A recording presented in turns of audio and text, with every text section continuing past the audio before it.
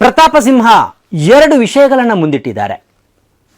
ಒಂದು, ಇಸ್ಲಾಂನಲ್ಲಿ ಅಲ್ಲಾಹನನ್ನು ಬಿಟ್ಟು ಬೇರೆಯವರನ್ನು ಪೂಜೆ ಮಾಡುವ ಹಾಗಿಲ್ಲ, ನಂಬಿಕೆ ಇಡುವ ಹಾಗಿಲ್ಲ.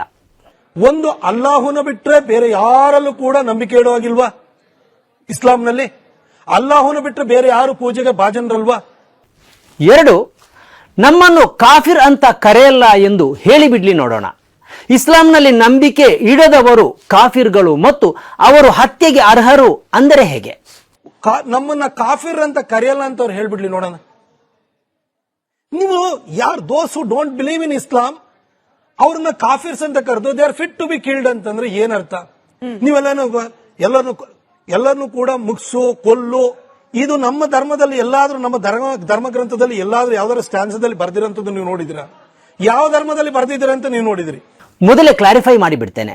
ಇಲ್ಲಿನ ಹಿಂದೂಗಳು ಸಹಿಷ್ಣುತೆ ಉಳ್ಳವರು, ಉದಾರಿಗಳು. ಕೇರಳದ ಸಮುದ್ರ ತೀರಕ್ಕೆ ಅರಬ್ ರಾಷ್ಟ್ರದ ಮುಸ್ಲಿಮರು ಆಗಮಿಸಿದಾಗ ಅವರನ್ನು ಬರಮಾಡಿಕೊಂಡವರು ಇಲ್ಲಿನ ಹಿಂದೂಗಳೇ. ಅವರಿಗೆ ಇಲ್ಲಿ ಆಶ್ರಯ ಕೊಟ್ಟವರು ಇಲ್ಲಿನ ಹಿಂದೂಗಳೇ. ಅವರು ಇಲ್ಲಿನವರನ್ನೇ ಮದುವೆಯಾಗಿ ಇಲ್ಲಿಯೇ ವ್ಯಾಪಾರ ಮಾಡಿ ಇಲ್ಲಿಯೇ ಕುಟುಂಬ ಪರಿವಾರದೊಂದಿಗೆ ವಾಸಿಸಿದರೆ ಅದಕ್ಕೆ ಹಿಂದೂಗಳ ಸಹಿಷ್ಣುತೆಯೇ ಕಾರಣ. ಕೇರಳದಲ್ಲಿ ಮಾಲಿಕುದ್ದೀನಾರ್ ಎಂಬ ಹೆಸರಲ್ಲಿ ಮೊಟ್ಟ ಮೊದಲ ಮಸೀದಿ ನಿರ್ಮಾಣಕ್ಕೆ ಅವಕಾಶ ಮಾಡಿಕೊಟ್ಟವರು ಹಿಂದೂಗಳೇ. ಈ ಯಾವುದನ್ನು ನಿರಾಕರಿಸುವ ಹಾಗಿಲ್ಲ. ಪತ್ರಕರ್ತರಾಗಿದ್ದ ಮತ್ತು ಮಾಜಿ ಸಂಸದರಾದ ಪ್ರತಾಪ ಸಿಂಹ ಅವರೇ ಈ ಪ್ರಶ್ನೆಗಳನ್ನು ಎತ್ತಿದ್ದಾರೆ ಅಂದರೆ ಸಾರ್ವಜನಿಕವಾಗಿ ಇಸ್ಲಾಮಿನ ಬಗ್ಗೆ ಇವು ಮತ್ತು ಇಂಥ ಹಲವು ಪ್ರಶ್ನೆಗಳು ಇರಬಹುದು ಎಂದೇ ಅನಿಸುತ್ತೆ. ನಾನು ಈ ಪ್ರಶ್ನೆಗಳನ್ನು ವಿರೋಧಿಸ್ತಾ ಇಲ್ಲ. ಪ್ರಶ್ನಿಸದೇ ಇದ್ರೆ ಅನುಮಾನಗಳು ಹೆಚ್ಚಾಗತ್ತೆ. ಈ ಅನುಮಾನಗಳೇ ದ್ವೇಷದೆಡೆಗೂ ನಮ್ಮನ್ನು ಕೊಂಡೊಯ್ಯುತ್ತೆ. ಒಂದು, ಅಲ್ಲಾಹುನ ಬಿಟ್ಟರೆ ಬೇರೆ ಯಾರಲ್ಲೂ ಕೂಡ ನಂಬಿಕೆ ಇಡುವಾಗಿಲ್ವಾ? ಇಸ್ಲಾಂನಲ್ಲಿ ಅಲ್ಲಾಹುನ ಬಿಟ್ಟರೆ ಬೇರೆ ಯಾರು ಪೂಜೆಗೆ ಭಾಜನರಲ್ವಾ? ವೀಕ್ಷಕರೇ, ಇದು ಏಟರ್ ಸ್ಪೆಕ್. ಅಲ್ಲಾಹ್ ಎಂಬುದು ಅರೇಬಿಕ್ ಪದ, ದೇವ ಎಂದು ಅದರ ಅರ್ಥ. ಇಂಗ್ಲಿಷಿನ ಗಾಡ್ ಎಂಬುದಕ್ಕೆ ಹತ್ತಿರ ಅರ್ಥ ಇರುವ ಪದ. ದೇವರು ಯಾರು ಅನ್ನೋದನ್ನ ಯಕ್ಷಗಾನದಲ್ಲಿ ಬಹಳ ಚೆನ್ನಾಗಿ ವಿವರಿಸಲಾಗುತ್ತೆ. ವೇದ, ಉಪನಿಷತ್, ಪುರಾಣ ಮತ್ತು ಭಾಗವತದಲ್ಲೂ ಅದರ ವಿವರಗಳಿವೆ ಎಂದು ಕೇಳಿದ್ದೇನೆ. ಹೇ ಕರುಣಾಳು, ಹೇ ಕೃಪಾಳು, ಅಗಣಿತ ಗುಣನಿಧಿ, ಕೃಪಾಕರ, ಪರಮದಯಾಳು, ವಾತ್ಸಲ್ಯಮಯಿ, ಅಪ್ರಮೇಯ ಇತ್ಯಾದಿ ಇತ್ಯಾದಿ ದೇವನ ಗುಣನಾಮಗಳನ್ನು ಪೌರಾಣಿಕ ಯಕ್ಷಗಾನದಲ್ಲಿ ವಿವರಿಸಲಾಗುತ್ತೆ. ಭಗವಂತನನ್ನು ಸ್ತುತಿಸುವ ಸಂದರ್ಭದಲ್ಲಿ ಹೀಗೆ ಹೇಳುವುದಾಗಿ ಕೇಳಿದ್ದೇನೆ. ಇಸ್ಲಾಂ ಅಲ್ಲಾಹ್ ಎಂದು ಹೇಳುವುದು ಈ ಗುಣಗಳಿರುವ ಶಕ್ತಿಯನ್ನೇ. ಅಲ್ಲಾಹ್ ಅಂದರೆ ಮುಸ್ಲಿಮರ ಪ್ರತ್ಯೇಕ ದೇವ ಅಲ್ಲ. ಅಲ್ಲಾಹು ಎಂದರೆ ಭಗವಂತ, ಈಶ್ವರ ಎಂದು ಅರ್ಥ. ಯಕ್ಷಗಾನದಲ್ಲಿ ದೇವನನ್ನು ಸ್ತುತಿಸುವ ರೀತಿಯಲ್ಲಿಯೇ ಪವಿತ್ರ ಕುರ್ಆನ್ ಕೂಡ ದೇವನನ್ನು ವಿವರಿಸುತ್ತೆ. ಆತನನ್ನು ಪರಮದಯಾಳು, ಕರುಣಾನಿಧಿ, ಸಾರ್ವಭೌಮ, ಸೃಷ್ಟಿಕರ್ತ, ಕ್ಷಮಿಸುವವ, ಸರ್ವಜ್ಞ, ನ್ಯಾಯಾಧೀಶ, ಉದಾರಿ ಇತ್ಯಾದಿ ಇತ್ಯಾದಿಯಾಗಿ 99 ಗುಣನಾಮಗಳೊಂದಿಗೆ ಅದು ಪರಿಚಯಿಸುತ್ತೆ. ಆದರೆ ಈ ಎಲ್ಲ ಪದಗಳು ಅರಬಿಕ್ ಭಾಷೆಯಲ್ಲಿದೆ. ಅದೇ ವೇಳೆ ಯಕ್ಷಗಾನದಲ್ಲಿ ವಿವರಿಸುವ ದೇವ ಗುಣನಾಮಗಳು ಸಂಸ್ಕೃತದಲ್ಲಿವೆ. ಅಷ್ಟೇ ವ್ಯತ್ಯಾಸ. ಇಂತಹ ಪರಮಶಕ್ತಿಯನ್ನು ಮಾತ್ರ ಆರಾಧಿಸಬೇಕು ಎಂದು ಇಸ್ಲಾಂ ಹೇಳುತ್ತೆ. ಈ ಶಕ್ತಿಯ ಮೇಲೆ ಮಾತ್ರ ನಂಬಿಕೆ ಇಡಬೇಕು ಎಂದು ಅದು ಹೇಳುತ್ತೆ. ಇಸ್ಲಾಂ ಪ್ರಸ್ತುತಪಡಿಸುವ ಅಲ್ಲಾಹ್ ಅಂದರೆ ಇಷ್ಟೇ. ಪೌರಾಣಿಕ ಯಕ್ಷಗಾನದಲ್ಲಿ ಪ್ರಸ್ತುತಪಡಿಸುವ ದೇವ ಪರಿಕಲ್ಪನೆಯು ಬಹುತೇಕ ಹೀಗೆಯೇ ಇದೆ. ಇದೇ ಪವಿತ್ರ ಕುರಾನ್ನಲ್ಲಿ ಇತರರ ಆರಾಧ್ಯರನ್ನು ನಿಂದಿಸಬಾರದು ಎಂದೂ ಇದೆ. ನಿಮ್ಮ ಧರ್ಮ ನಿಮಗೆ, ನಮ್ಮ ಧರ್ಮ ನಮಗೆ ಎಂದೂ ಇದೆ.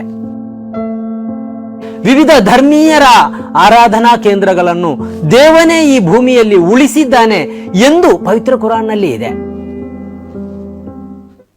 ಒಂದು ವೇಳೆ ಅಲ್ಲಾಹ್ ಎಂಬುದು ಮುಸ್ಲಿಮರ ದೇವ ಮತ್ತು ಈ ದೇವ ಬಹಳ ಅಸಹಿಷ್ಣು ಎಂದಾಗಿರುತ್ತಿದ್ದರೆ ಇಂತಹ ವಾಕ್ಯಗಳು ಪವಿತ್ರ ಕುರಾನ್ನಲ್ಲಿ ಕಾಣಿಸುವುದಕ್ಕೆ ಸಾಧ್ಯನೇ ಇರಲಿಲ್ಲ. ಇಲ್ಲಿ ಇನ್ನೂ ಒಂದು ಸಂಗತಿಯನ್ನು ಸ್ಪಷ್ಟಪಡಿಸ್ತೇನೆ. ಅಲ್ಲಾಹು ಅಕ್ಬರ್ ಎಂಬ ಅಜಾನ್ ಅನ್ನು ಮಸೀದಿಯಿಂದ ಕೇಳ್ತಾ ಇರ್ತೀರಿ. ಅಲ್ಲಾಹು ಅಕ್ಬರ್ ಎಂದರೆ ದೇವನು ದೊಡ್ಡವನು ಎಂದು ಅರ್ಥ. ದೇವನೇ ಅಂತಿಮ, ಆತನೇ ಪರಮ ಬಲಶಾಲಿ, ಶಕ್ತಿವಂತ ಎಂಬುದನ್ನು ನೆನಪಿಸುವುದು ಮತ್ತು ಮುಸ್ಲಿಮರನ್ನು ಆ ಮೂಲಕ ನಮಾಜಿಗಾಗಿ ಮಸೀದಿಗೆ ಆಹ್ವಾನಿಸುವುದೇ ಈ ಕರೆಯ ಉದ್ದೇಶ. ಅದರ ಹೊರತಾಗಿ ಮುಸ್ಲಿಮರ ಅಲ್ಲಾಹು ದೊಡ್ಡವನು, ಉಳಿದ ದೇವರುಗಳೆಲ್ಲ ಚಿಕ್ಕವರು ಎಂದು ಅದರ ಅರ್ಥ ಅಲ್ಲ. ಮತ್ತೊಮ್ಮೆ ಹೇಳ್ತೇನೆ, ಅಲ್ಲಾಹ್ ಅಂದರೆ ದೇವನು ಎಂದಷ್ಟೇ ಅರ್ಥ. ಮುಸ್ಲಿಮರಿಗೆ ಬೇರೆ ದೇವ, ಹಿಂದೂಗಳಿಗೆ ಬೇರೆ ದೇವ ಎಂದು ಇಲ್ಲವೇ ಇಲ್ಲ. ಅಲ್ಲಾಹು ಅಕ್ಬರ್,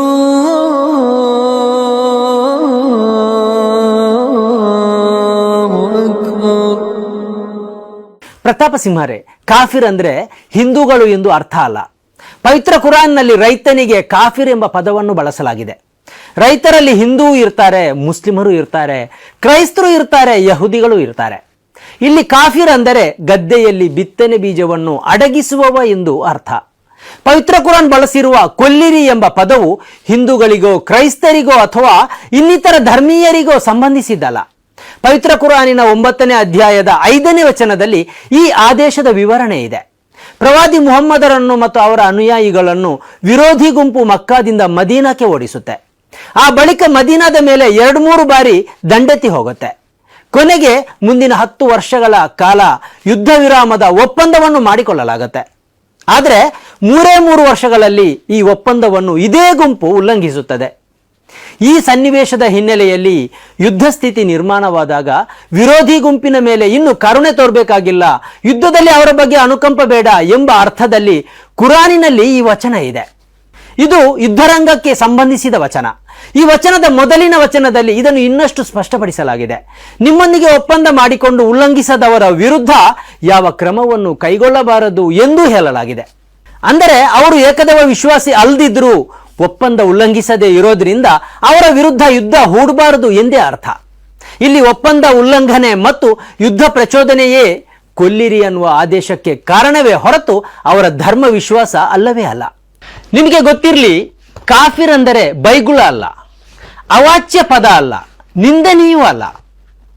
ಇಲ್ಲಿ ಒಪ್ಪಂದವನ್ನು ನಿಷೇಧಿಸಿ ಯುದ್ಧರಂಗಕ್ಕೆ ಬಂದವ ಎಂದಷ್ಟೇ ಅರ್ಥ.